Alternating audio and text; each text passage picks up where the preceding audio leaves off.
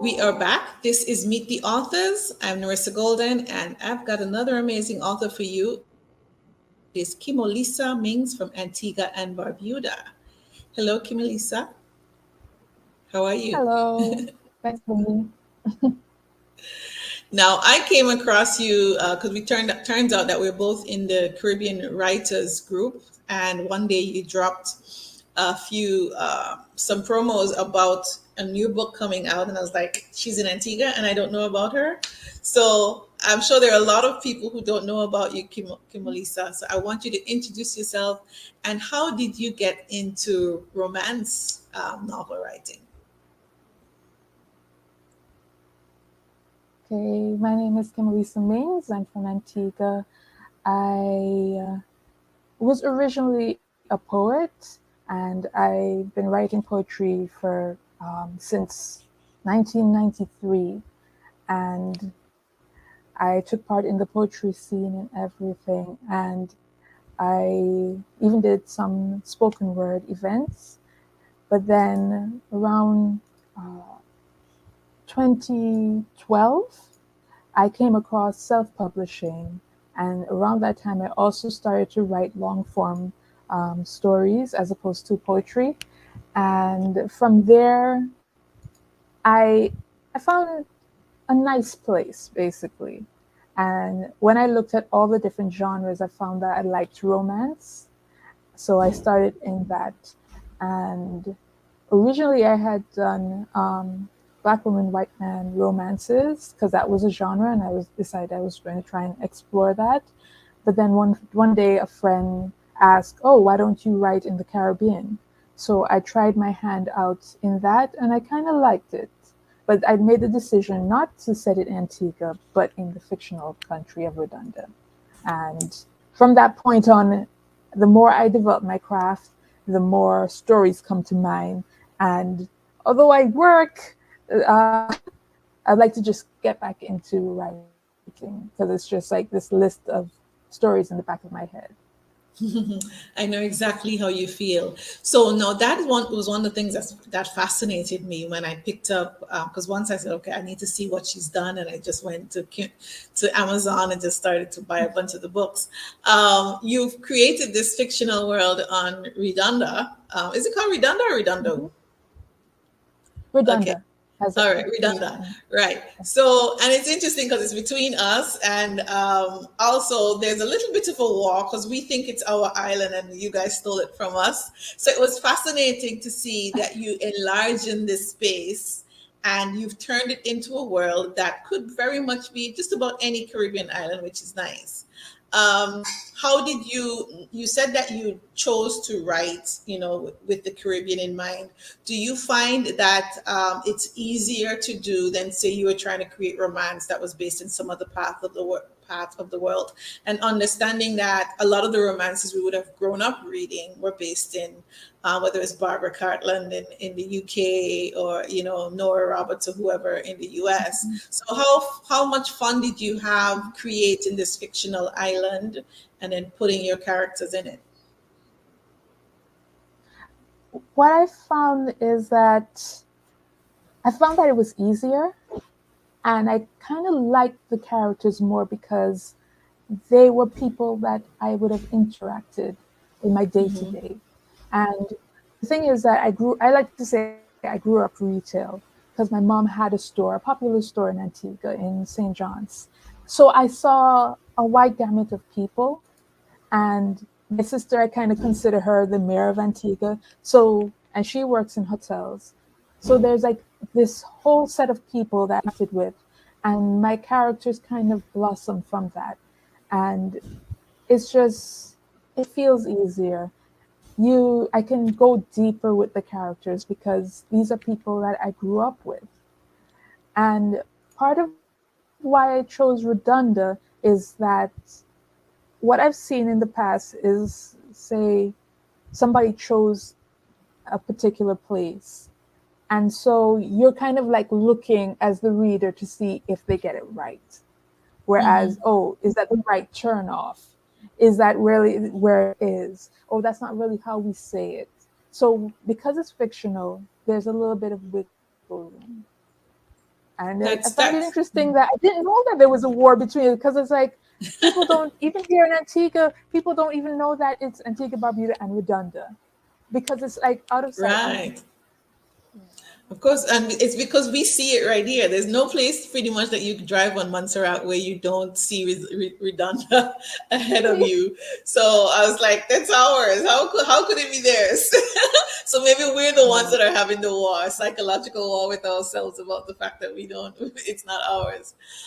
But yeah, you're right, because like I write, and with the romance novels I write based fictionalized in Montserrat. I set them a bit in the future because I wanted to kind of create some distance, and also recognizing that same thing, that places were going to change, think politics change. So it's about that. So I think that that's actually a smart move to create another place. I have done that with some short stories, and I did find it did give me a lot more flexibility than trying to say, okay, how am I gonna exactly where would that be? You know, because then yeah, people spend time trying to guess to see if you're talking about that Right. street, that restaurant, that whatever.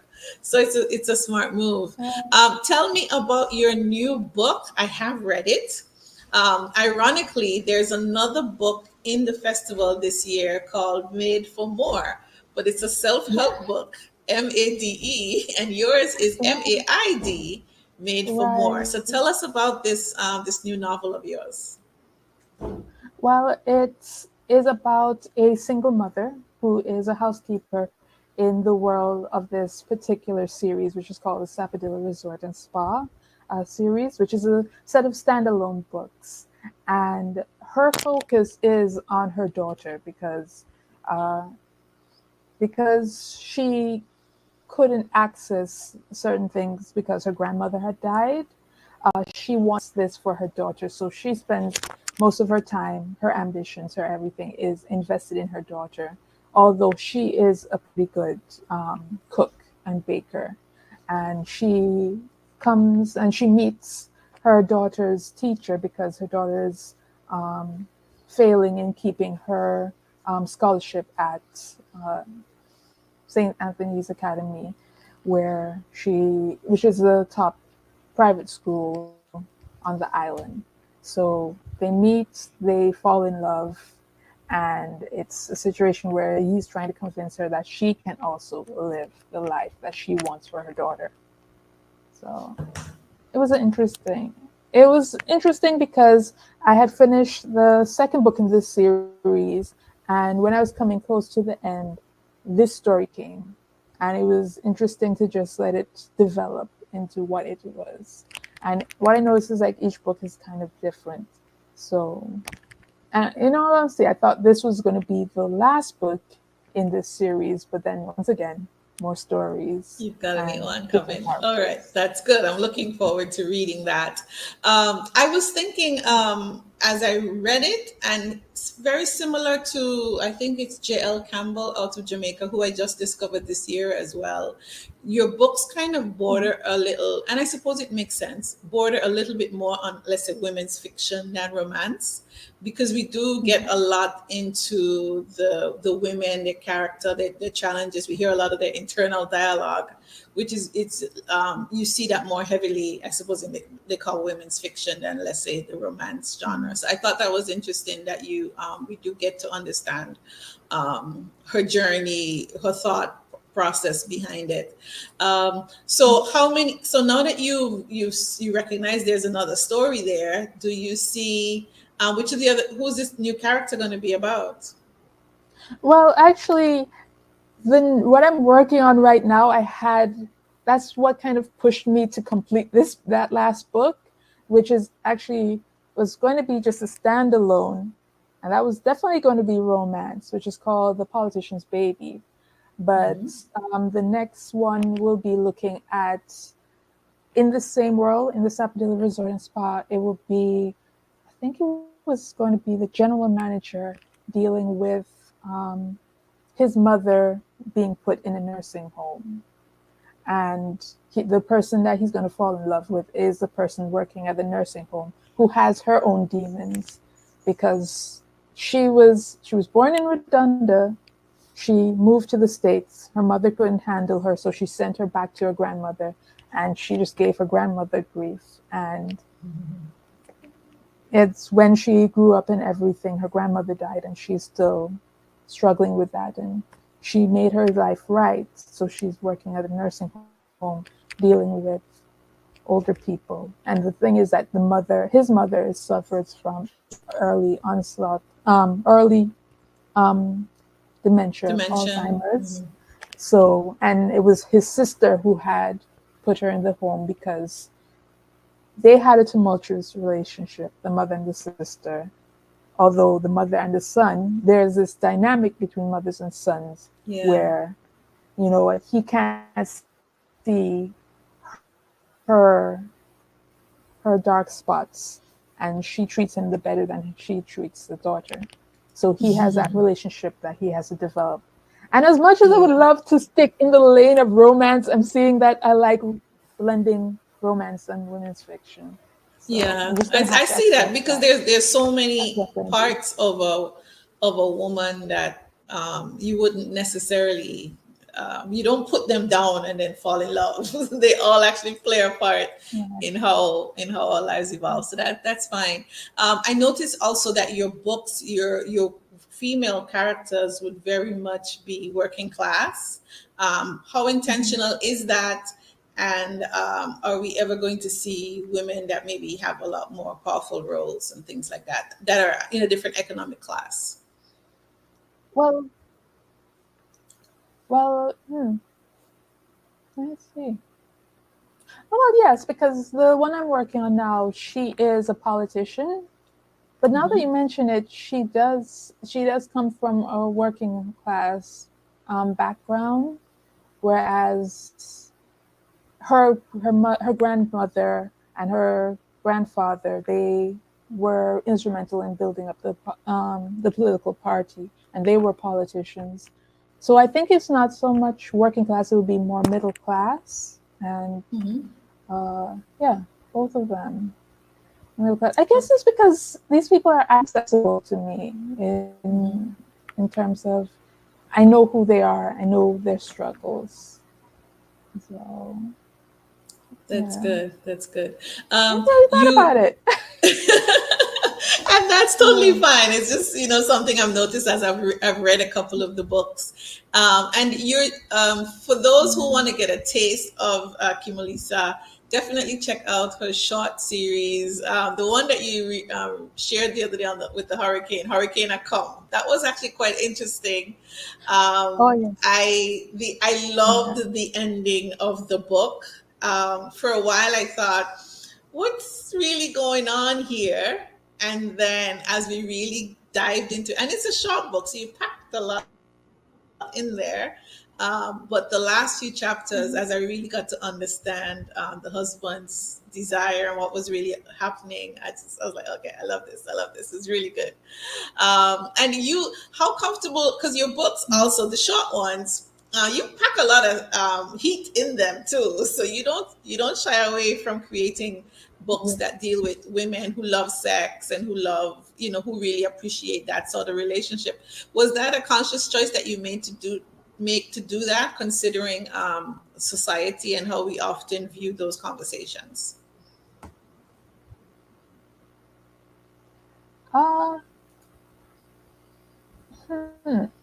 In terms of the heat level, or in terms of the story, um, Both, where both, because the couple dynamic.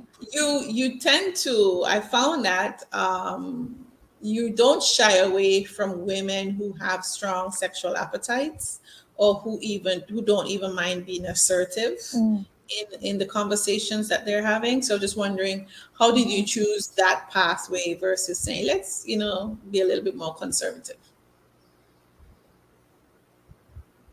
Oh, okay. As opposed to letting like the man be the sexually aggressive person, I would have the women be that.